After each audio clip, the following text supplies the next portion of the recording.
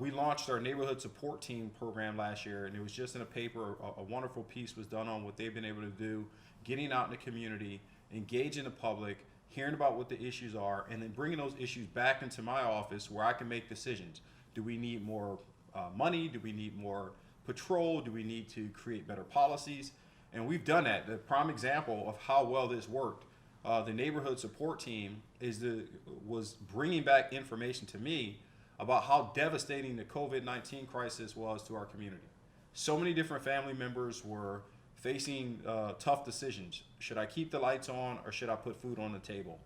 And so what I looked at with my administration was how can we take one of those burdens off of the public's plate, because there is a nexus to crime.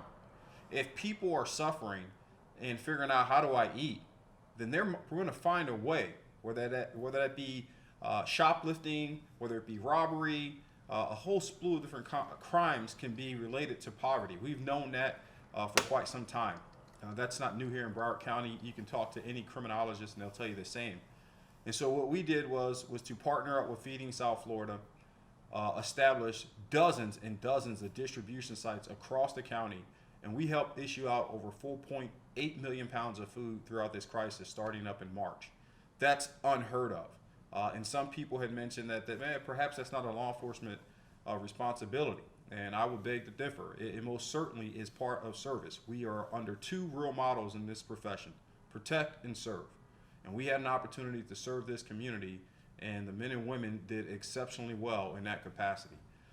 In addition to that, I was used some of the funding that we have here through a trust fund, the law enforcement trust fund, which allows us to seize money from wrongdoers, from crimes, and use that money to reinvest back in the community. Again, we start hearing more and more that there was difficulties trying to find food and get food out there.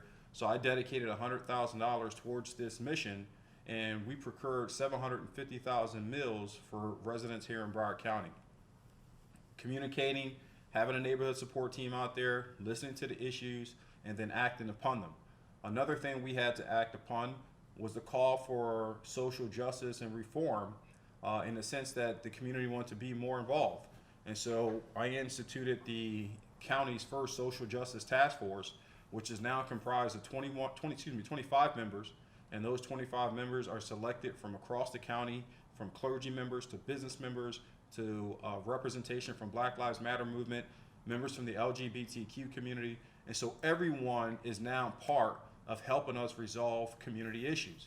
One of the things that this profession is responsible for, or charged for, is answering all the problems. We get calls for services on things that really have nothing to do with crime, things that really have nothing to do with protection, but we go back to the service aspect. We wear a lot of hats out here.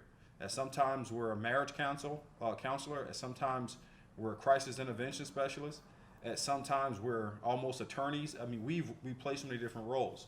So with this social justice task force up and running, they are helping us make better decisions that impact the community. I'm also proud of this. You'll see it post if any of you are following me on social media, on Instagram. I'm going to post this later on today. One of the things the community had called for was, Sheriff, we know you love training. The guys are the best when it comes to active shooter preparedness, but what are you doing to help cut down on the tensions between the minority community amongst Black and brown people who have distrust for law enforcement because of all the years and years of injustices?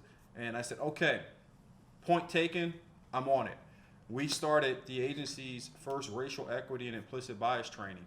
I dedicated $1 million to train not only my law enforcement personnel, but I challenged all the chiefs of police in cities that are not under my jurisdiction. I said, hey, guys, men, women, you need to be on a part of this mission. We need to be training our men and women on these sensitive items and areas so that we are all have a better understanding about the real injustices that exist when it comes to racial disparity, social injustices, and that will help us communicate better with the people we serve. And to my surprise, many of the chiefs said, hey, Sheriff, you're right, and we're on board. And today, we had a trainer segment downstairs where we had a multitude of different law enforcement instructors from across the county engaged, and the response was phenomenal. They absolutely loved the course, and we're going to continue to push it out through the entire county. Also, be proud of the fact that this is the first county in the state of Florida where every law enforcement organization had agreed upon having racial equity and implicit bias training. Nowhere else in the state has done that, and I have yet to find it anywhere in the United States. So we're leading things forward. We're pushing the envelope. We're doing the things that are essential. Now let me get into how we are handling and dealing with this virus. Very early on, we knew this was going to be a long mission. It was not going to be short. And so a core thing we did jumped out to do is invest roughly $6 million at the time into personal protection equipment. There is no organization in this county that has a more robust amount of equipment when it comes to high quality masks, hand sanitizer, gloves, gowns, all the essential elements that are key for all of my first responders to continue to do their job effectively. And I say all to remind you all that I also have roughly 700 firefighters that are under my command as well. We launched that, we've been effective, but lessons learned.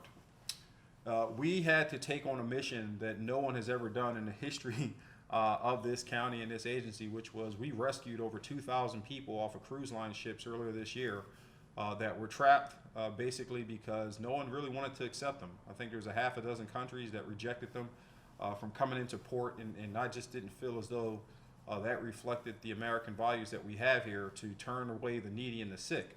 And so we put together a comprehensive mission, got these people off the ships effectively without impacting our healthcare system here, and it reflected very well. There were several countries that were also included there, and they took notice that Broward County was the group that allowed them to come in, and specifically that the Sheriff's Office has stepped up to the plate. But I also had learned that we needed to be self-reliant. For those who are not familiar, this organization is comprised of roughly 5,700 employees.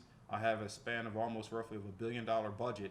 And I noticed that the county, during this crisis, we become reliant on our state officials and our federal officials to help provide equipment to us, to help us mitigate and issues of needing masks and hand sanitizer. I thought that was highly unacceptable. And what we are doing now, lessons learned as we continue to go on, we are building out the county's first strategic stockpile of personal protection equipment. Some of the money that came in through the CARES Fund, I've pulled that funding in, and we are procuring as we speak. I think we've already spent roughly $7.5 million to build out a stockpile of all the core personal protection equipment so that we can have enough equipment for every first responder in this county.